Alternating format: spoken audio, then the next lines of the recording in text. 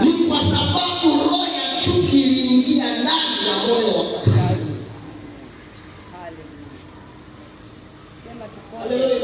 Amina. Haleluya. Amina. Haleluya. Amina. Haleluya. Amina. Nimsikia bishop mmoja hivi kanisa fulani akasema, jamani, tuondoe roho ya ulimi. Amina.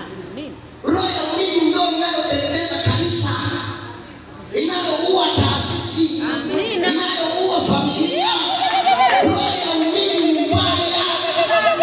Muone mwenzio kama unavyojiona wewe, mpende mwenzio kama unavyojipenda wewe. Usiangamize mwingine ili wewe ufanikiwe, utakufa mbele.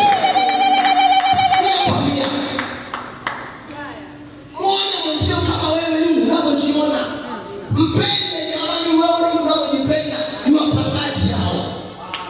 Sema wapangaji. Wapangaji. Sema tena wapangaji. Wapangaji. Tuondoe wapangaji ndani ya mioyo yetu, Ndani ya mioyo. ili tuwe salama. Hatuwezi kuwa salama kama wapangaji wapo ndani. Amen.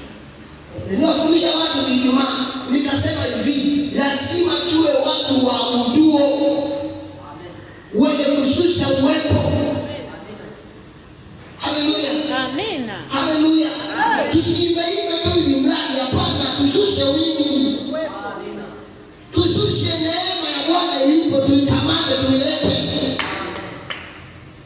Hiyo Mwanzo 4 mstari wa 3. Ndio.